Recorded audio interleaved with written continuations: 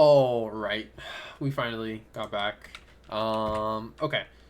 So fortunately for you guys, you didn't have to see all the other stuff that happened between the time that I started this initially and now. But essentially, it was a long time. So what I'm going to be doing is looking at this for the first time. So I might be really quiet for a lot of this. I actually don't know, for me, what it looks like to do a VOD review on a game that I've never watched before. So, I might miss some stuff. Don't know though. I don't know.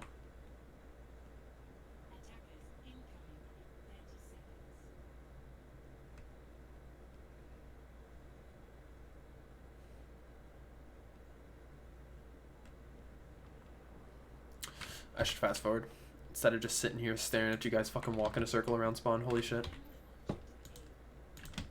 Talk about mental boomed. Nice pick. Do do do do do. Jump up to the high ground, counter jump, you get booped off. Plays underneath, not bad. I do like this trying out the monkey ball because there's a few so we're I think getting pretty comfortable with what's happening with one another. So I think the next steps are going to be really expanding that map pool so that we test out more maps, see what else we can get good at. And then also just have a solid fundamental, like just have played some maps a few times. But then after that, I think we, try to expand maybe like hero pools and stuff like that where we can expand it and start opening up those hero pool options. So, I think we can kind of just start loosening up a little bit, maybe with the hero pool selection a little bit, maybe just experiment sometimes in scrims. Because we have our King's Row strat, but it's not like we have a playbook or anything like that we need to stick to for the entire time. King's Row defense is literally the only thing that we have a set strategy for. So good first 2 picks. Now getting sleeped. Luna gets killed.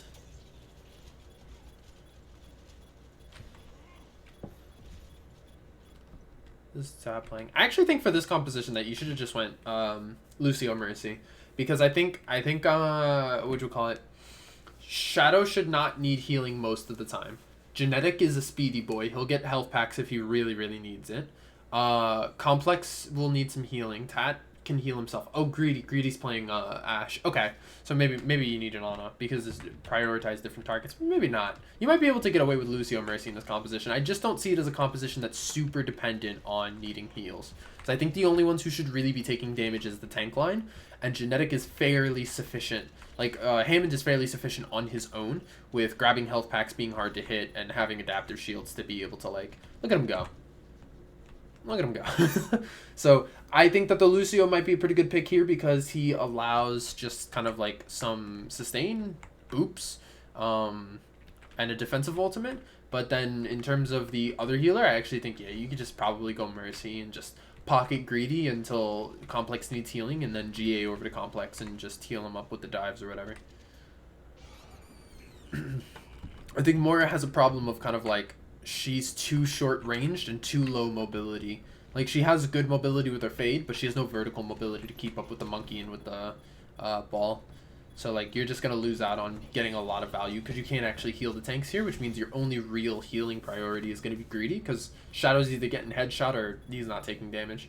So like it's an overkill just for Greedy to have a Moira. And I think Ana could be good, long range, multiple sight lines, good utility, but she's very, very vulnerable and would require a lot of peel here. I think that's what happened on the first push.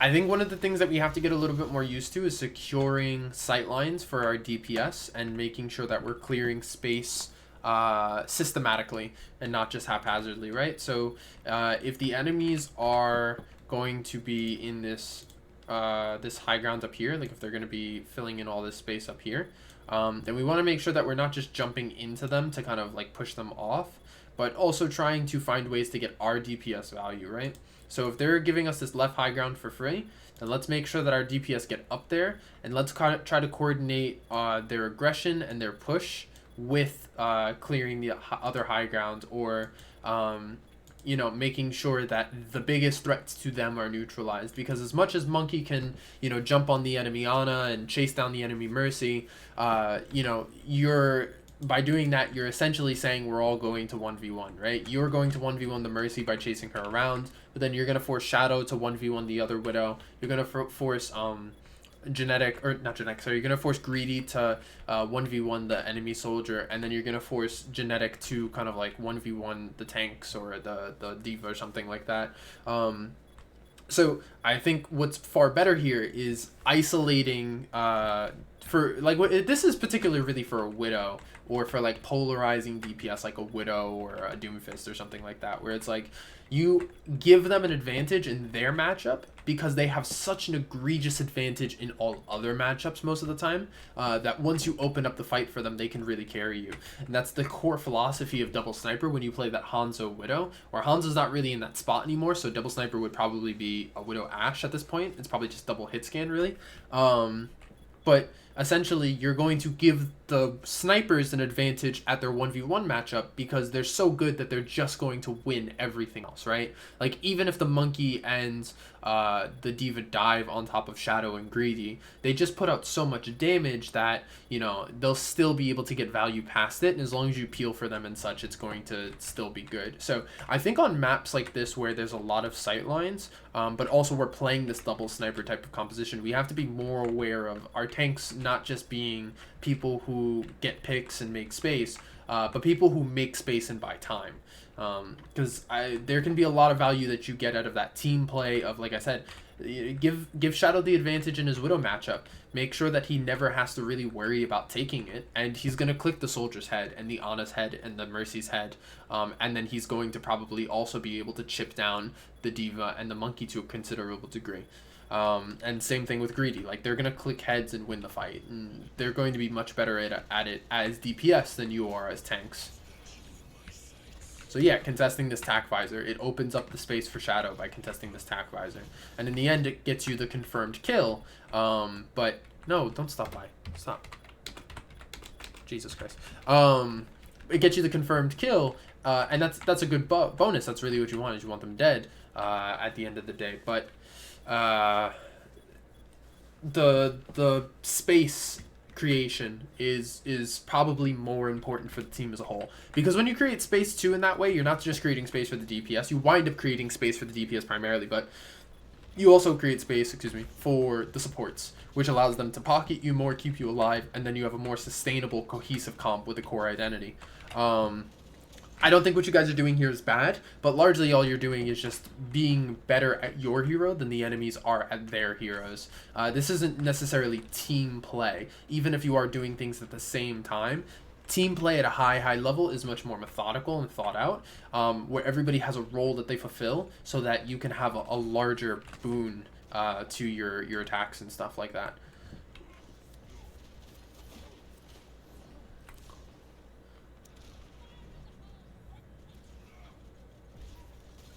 I want to try to keep these as concise as possible. I probably break them up. I'm probably going to constantly stop OBS and restart OBS so that you guys can watch them in snippets. But I really want to try to start trimming down these VOD reviews so that we're spending less time in VODs right now in this current format, and more time actually playing the game. Because I think you guys just aren't getting through enough of the VODs, and it needs to be faster and more concise so that you can actually get through it.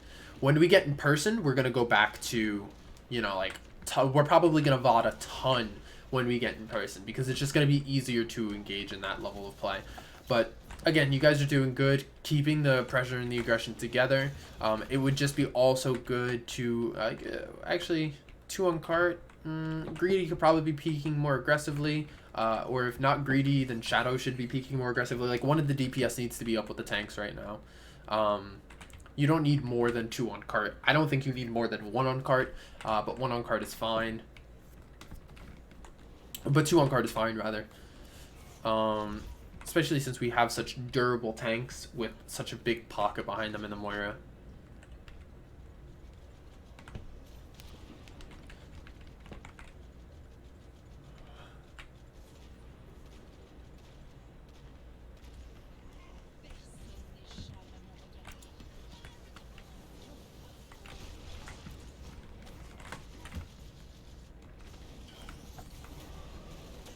Primal comes out. Adaptive shields, no worries. Complex clears. Okay. There's a little bit of gap here. There was a little bit of a gap there for a second in that retreat where you had here we can go back and look at it really quick. Just to see it. So monkey primals.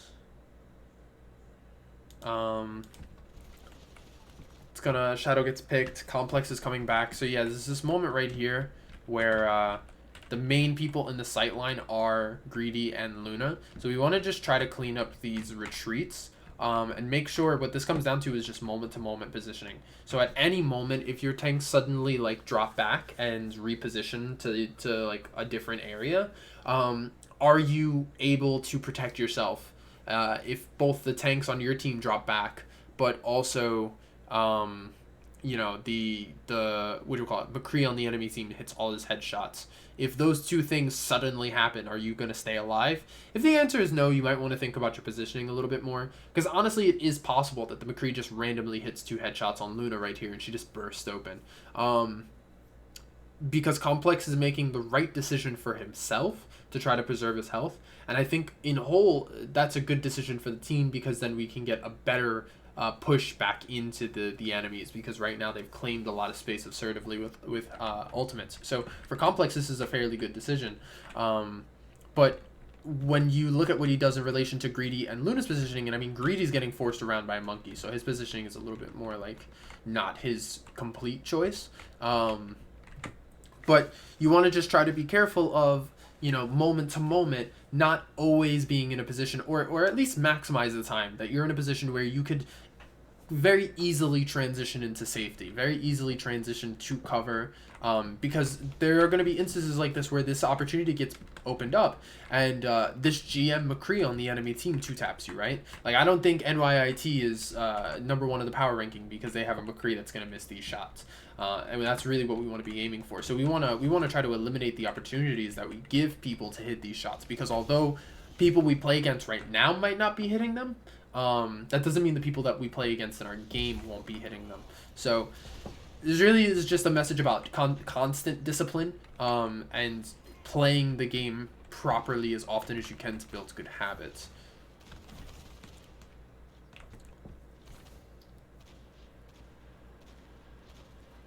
Greedy and Shadow really did just trade. Lol.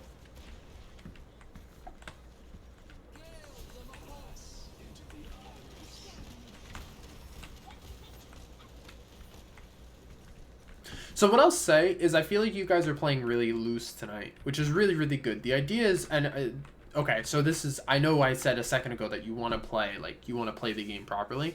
But the difference between always playing disciplined and playing stiff is that when you play stiff, you're a little bit slow to make decisions, and all of your decisions are executed slightly poorly because you are uncomfortable or whatnot. So I don't know if it's because I'm not there and you guys are just having a good time, if you're feeling it because you hit a few good shots or what it was. But this is really, like, this isn't something that's easily replicable. There we go.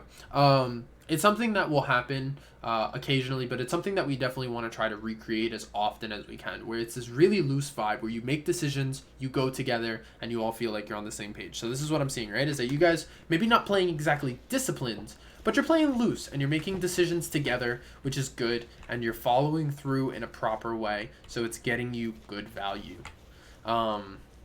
And it's good to see. So I don't know what the conditions are that really made this possible, but it is something that I want to note, that maybe you guys, maybe I just won't show up for the games. Maybe you guys don't need me. Maybe you guys are better off without me. There's a good dive and a good anti by their Ana. A good dive by their monkey and a good anti by their Ana. Sorry.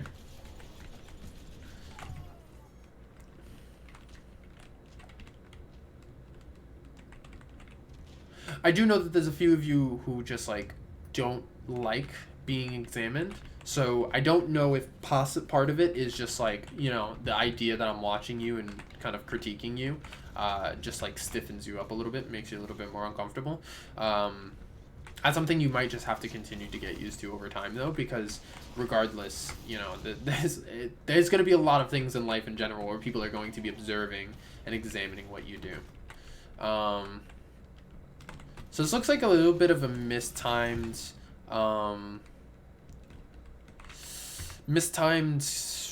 engagement. It looks like Genetic went in before Complex did. Okay, so Genetic goes in, gets stunned, gets deleted. Okay, so generally speaking, against CC characters, you cannot pile drive into them as Hammond. You generally have to forego that moment, and I mean, you can do it against Ana because if you wait out her sleep, it's a long enough cooldown where you can like pile drive into her and get away. But if you're playing against a Mei, if you're playing against Doomfist, if you're playing against a McCree, whereas like McCree's flash is I think on a 6-second cooldown or something like that, like you are not going to be able to pile drive into that because it's so easy to stun you out of that pile driver. So as Hammond's Genetic, you really just have to make sure that you're adjusting your play style to the enemy's compositions, because there's really, I would say, 2 or 3 different ways that you could play Hammond. He's a very dynamic character in terms of tech that you can do, but he's not a very dynamic character in terms of play style. You can either go for pile drives and kills, or you can go for roll through and disruption, and those are kind of like the 2 core ones that we're going to look at to start. So just because we're talking about this situation right here, but the pile drive and kill is going to be a great execution tool for the support line more often than not, against teams that just don't have the ability to punish you and put any type of stun on you. But the second that you introduce stun into the enemy composition, it becomes really, really hard for you to pile drive, because like I said, set animation, very, very loud, and you're kind of locked in that spot for a second after you pile drive. So the only thing you can do is roll through them with Fireball on, because that is a much harder thing to hit. They may hit you sometimes. The McCree may time it well and hit you, but even still, it's going to be a hard shot for him to generally follow up on. Much harder than you pile driving being in a stationary space. So just make sure that you're adapting to those kind of things right there. And then Complex with this Primal right here, I understand that you jump in, you plan to kind of disrupt with Primal, but I would like for you to at least take an additional second before you pop it to try to chase with Tesla before like actually just going straight into this. You kind of miss it, that's fine. He's a Mercy Pocket, so I really like this decision to walk away because he will burn you very quickly. But it would have been good to see you zap him for a second, place Bubble down, well, I guess you didn't have Bubble at this point, but then you shouldn't jump in probably without Bubble. But I don't know, minor things. I don't think it's the worst thing you jumped in without Bubble while having Primal, but it would have been good to see you chase with Tesla for even just a half a second more. We want to look for those marginal sections of value. Also, bubbling on your way out like this is a habit I think that you have where you'll bubble on escape. You need to be jumping to locations where you can get into cover. So if you were going to jump this way, then when you land, you hold the spacebar and you turn to the right, and you should be twisting your way behind the cart. And the reason I say hold spacebar is just in case you don't know, when you land, if you hold spacebar as monkey, you'll get your second leap will have an additional kind of like distance to it. So you could have very well jumped and twisted your camera to the right and held down spacebar, and you would have landed very quickly behind this piece of cover without having to use your bubble. And then you would have had bubble for this instance, which is minor, doesn't get anybody, but Tat. It gets Tat, never mind.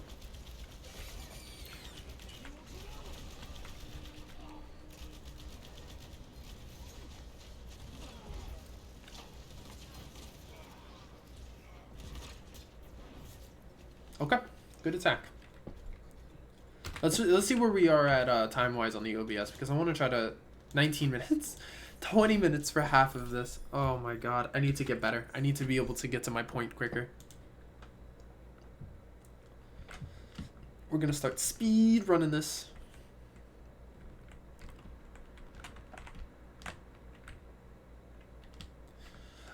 So on defense, I think we can use something very, very similar to the King's Row strat.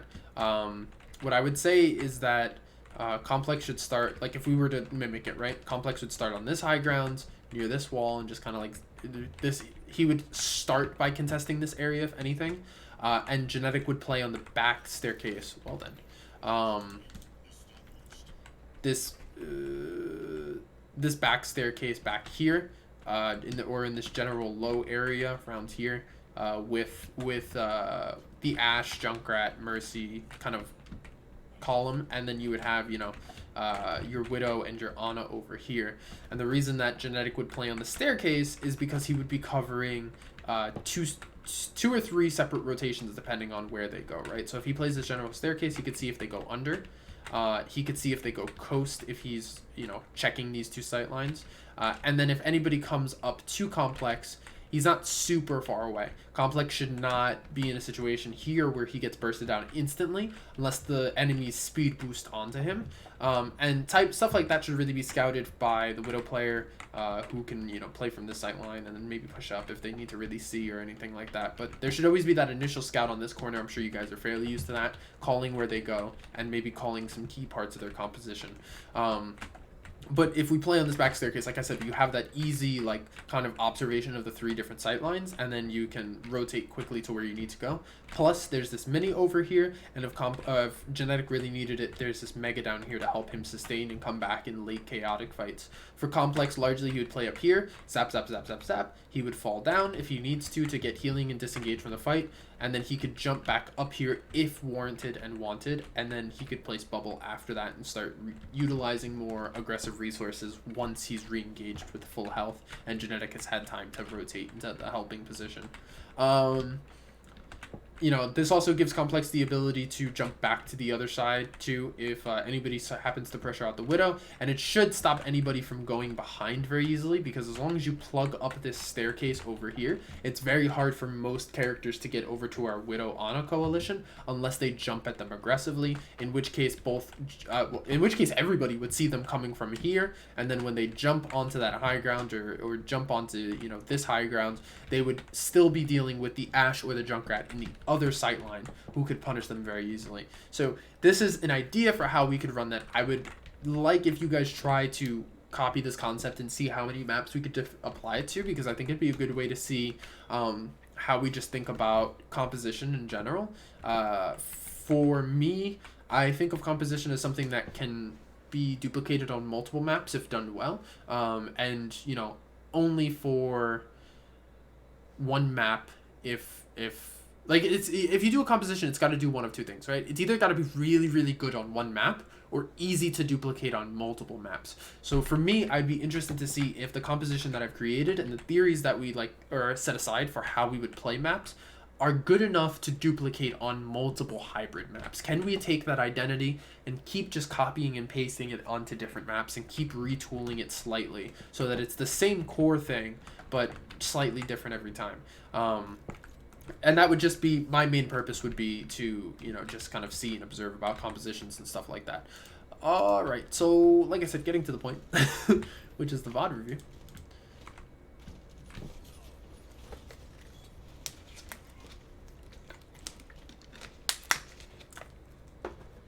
Shadow dies over peeking, I'm sure. I want to see it though.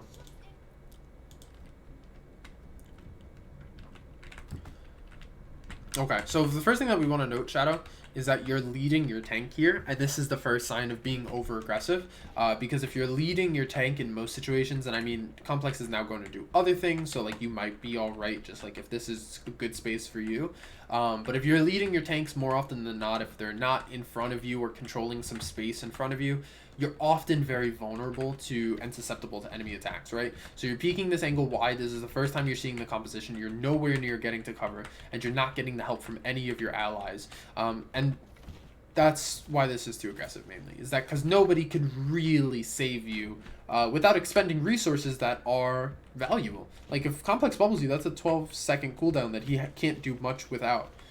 And then you re-peek after the Widow comes out, which I think is a little bit dangerous. Okay. Yeah. Let's just be careful against Widows, because they will be good. They will click heads. We want to reduce the number of opportunities we're giving people to shoot and kill us by working together to, you know, corral aggression and use shields and corners and stuff like that. Good job, Complex, on the top right side.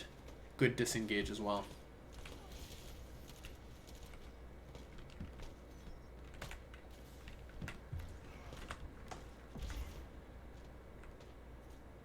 So I think largely on Monkey Complex, you So I was saying for a while, like, I like to look at um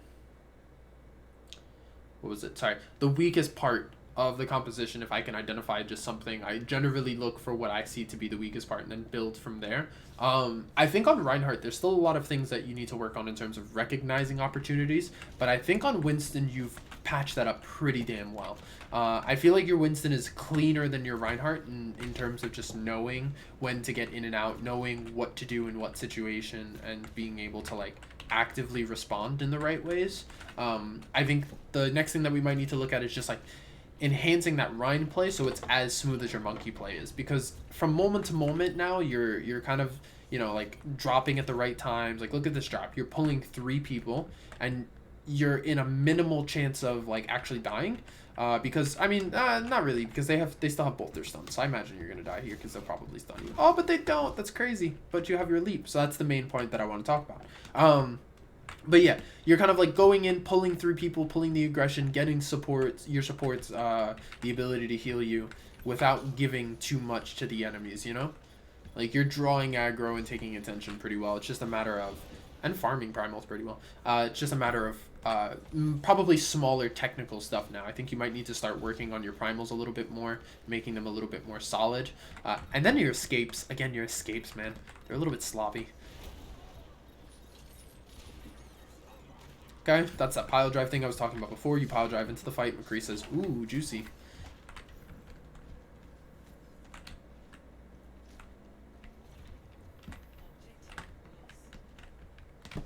Alright, let's see how much free space they get. How much free space do you give the enemies?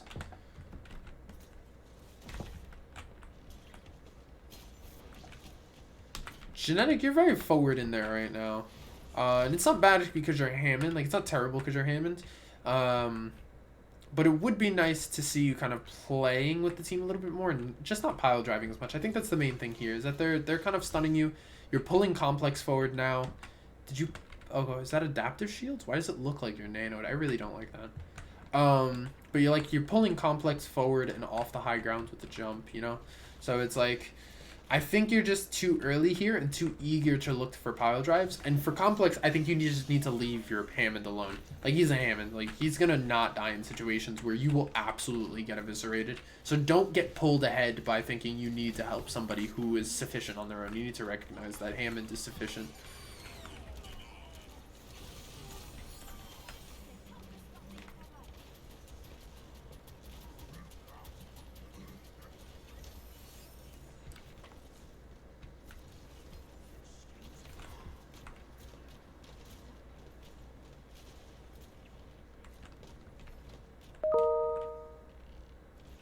I think I just got an email. Shadow, what the fuck?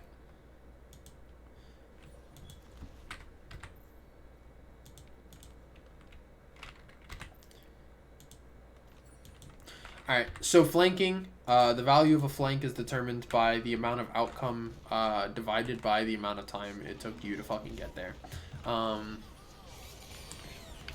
So let's see how long it takes you to execute this flank, whether or not it's during critical time, and then talk about how it didn't get enough value. Okay, so it starts right in here. 4 minutes, 5 minutes, blah, blah, blah, counting time.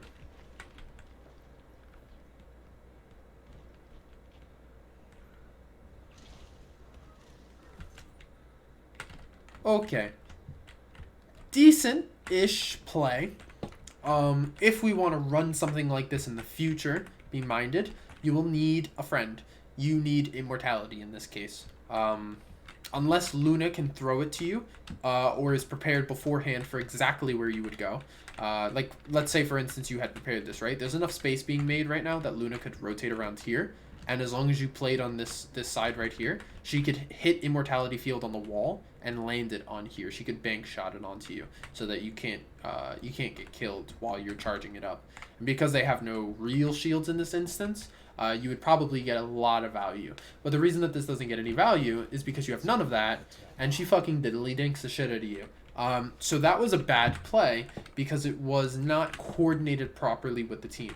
So I usually call these high grounds, like these thin high grounds like this catwalk, on some maps it's a little bit easier to discern because there's maybe only one piece of high ground or not a ton of high ground or something like that. But on this map there's a lot of high ground, so you kind of need more distinct call outs for different high grounds. Let's call this Plaza Bridge, for instance, right here. So you would say, I want to go for a flank. I want to get on top of Plaza Bridge. I'm gonna go around. Can you try to throw lamp up to me on the right side? Just hit it off the wall or whatever. The main thing is going to be that both of you have to have been aware and tried it out in scrims. So now we can say on Numbani, if we ever get into this situation again, hey, Luna, can we try that thing where I go up to the to Plaza Bridge and you throw a mortality field at me while I high noon? And Luna can go, I guess so. Because that's probably about as good as a response you're going to get for flanking McCree. But either way, like you need to be working together, but these things also need to be something that's coordinated. So this is kind of that first step of coordination, right? It's a very, very rough mold of what you could potentially do with these heroes in this situation. And then maybe later we can try to do it again, but with more understanding of what we actually need to do to make it successful. Now, the main problem with this is that there's not a lot of times that we're going to come into the situation where Luna's playing Baptiste, you're playing McCree, and you get to that spot with High Noon. So it's going to probably be a while before we ever see anything like that again. But there can be a shambles of an idea there where if you're playing McCree and Luna's playing Baptiste, that you can use window or lamp with High Noon in a flanking type of situation. Or at least you can use one of your team's resources to help protect you while you're using High Noon. Okay, I see why. But we do need to try to eliminate the solo plays as much as possible because they're just not very profitable.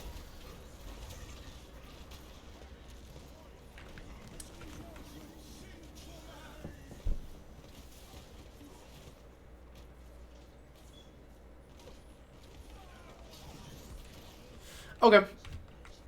Is Desperation. You guys did a decent job of recontesting. You didn't really have the ultimates that allow you to do it. You generally need space creation ultimates with the big clear ultimates. So you would have need Tire with Primal or with Mines. Because Primal and Mines are both space creation ultimates generally. They can be used to get kills, but it's not their most optimal setting, let's say. So you would have, yeah, it was a good attempt, but you guys just didn't have the types of ultimates I think you really needed to be able to open that up. And I don't think you effectively used the spacing that was available to you. So maybe let's look at that again under that lens. Okay, so at this point, you guys have fairly decent positioning, right? But none of you are in a good position to be able to actually put pressure on the enemies and be able to kill them, except maybe Genetic. And that's because he's right on top of them as a ball player. So it would have been nice to see Greedy and Luna try to take advantage of the high ground and for Complex to play to stall. And this is really where team play comes down to everybody playing a role. Because right now what everybody's doing is they're looking to push back or kill the enemies.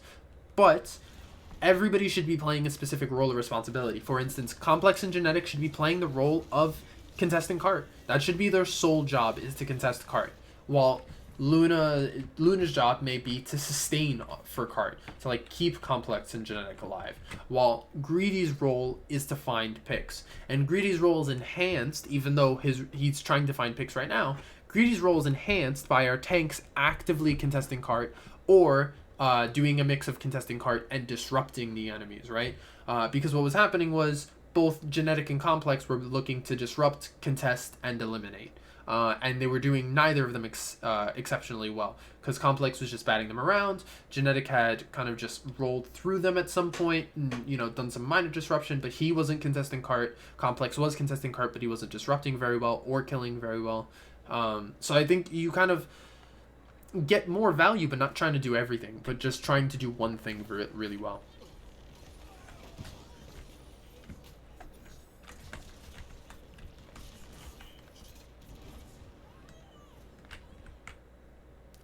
I think given that Complex, I feel like Complex is really comfortable on Monkey. I think Numbani might be a map that's actually really good for us. Because one Complex is he looks comfortable on Monkey, at least more comfortable than Rhine. I don't know how true that feels to him. But then two, we also have really good long ranged players in terms of our DPS. In terms of what genetic and greedy play, there's a lot of heroes in their pool that they're really good at who can take advantage of space when it's given to them.